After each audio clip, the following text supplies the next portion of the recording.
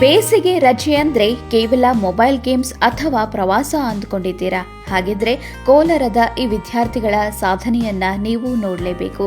Kolar sports club ಮತ್ತು KVK ಜಂಟಿಯಾಗಿ ಹಮ್ಮಿಕೊಂಡಿದ್ದ ಸಮ್ಮರ್ ಕ್ಯಾಂಪ್ನಲ್ಲಿ 145 ವಿದ್ಯಾರ್ಥಿಗಳು ಬರೀ ಪಾಠ ಕೇಳಲಿಲ್ಲ, ಬದಲಾಗಿ ಮಣ್ಣಿನಲ್ಲಿ ಇಳಿದು ಕೃಷಿ ಕ್ರಾಂತಿಯನ್ನೇ ಮಾಡಿದ್ದಾರೆ.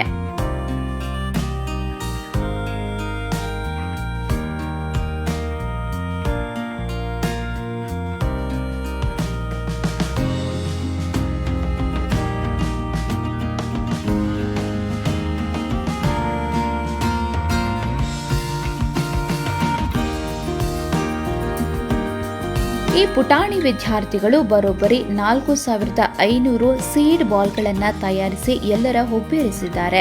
ಕೇವಲ ಮಣ್ಣಿನ ಉಂಡೆ ಮಾಡುವುದಷ್ಟೇ ಅಲ್ಲ, ಬೀಜಗಳ ಮಹತ್ವ ಮತ್ತು ಅವುಗಳನ್ನು ಹೇಗೆ ಕಾಪಾಡಬೇಕು ಎಂಬುದನ್ನು ಸ್ವತಃ ಕಲಿತಿದ್ದಾರೆ. ಕಾಡಿನ ಸಾಂದ್ರತೆ ಹೆಚ್ಚಿಸಲು ಮಕ್ಕಳು ಕೈಗೊಂಡ ಈ ಸಣ್ಣ ಹೆಜ್ಜೆ ಈಗ ದೊಡ್ಡ ಮಟ್ಟದಲ್ಲಿ ಸುದ್ದಿಯಾಗ್ತಿದೆ. ಡಿಎಫ್ಒ ಆನಂದ್ ಅವರು ಮಕ್ಕಳ ಈ ಪರಿಸರ ಪ್ರೇಮಕ್ಕೆ ದೊಡ್ಡ ಸಲಾಂ ಹೊಡೆದಿದ್ದಾರೆ.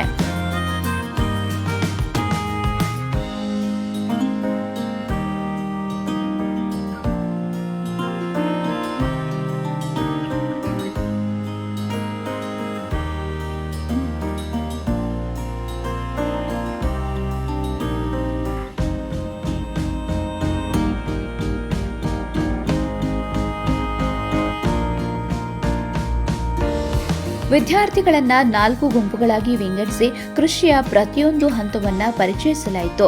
ನರ್ಸರಿಯಲ್ಲಿ ಗಿಡ ಬೆಳೆಸುವುದು ಹೇಗೆ, ಸಸ್ಯಗಳಿಗೆ ನೀರುಣಿಸುವುದು ಹೇಗೆ ಎಂಬ ಹಂತದಿಂದ ಹಿಡಿದು ಅಂಜೋಲಾ ವರ್ಮಿ ಕಾಂಪೋಸ್ಟ್ ಘಟಕಗಳವರೆಗೆ ಮಕ್ಕಳು ಪ್ರಾಯೋಗಿಕ ಜ್ಞಾನ ಪಡೆದರು.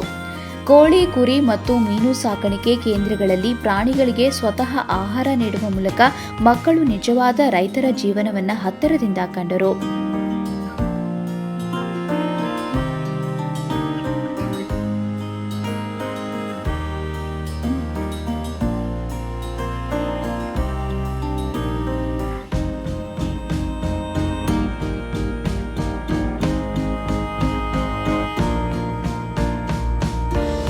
ಇಷ್ಟಕ್ಕೆ ನಿಲ್ಲದ ಈ ಕಾರ್ಯಕ್ರಮದಲ್ಲಿ ಕೃಷಿ ಜ್ಞಾನದ ಕುರಿತು ವಿಶೇಷ ಕ್ವಿಜ್ ಸ್ಪರ್ಧೆಯನ್ನ ನಡೆಸಲಾಯಿತು.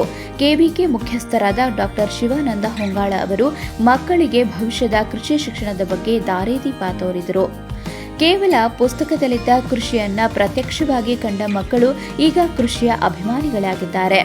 ನೀವು ಕೂಡ ನಿಮ್ಮ ಮಕ್ಕಳಿಗೆ ಇಂತಹ ಅನುಭವ ನೀಡಲು ತಯಾರಿದ್ದೀರಾ? ಕೋಲಾರದ ಈ ಮಾದರಿ ಸಮ್ಮರ್ ಕ್ಯಾಂಪ್ ಈಗ ಎಲ್ಲೆಡೆ ಮೆಚ್ಚುಗೆಗೆ ಪಾತ್ರವಾಗಿದೆ.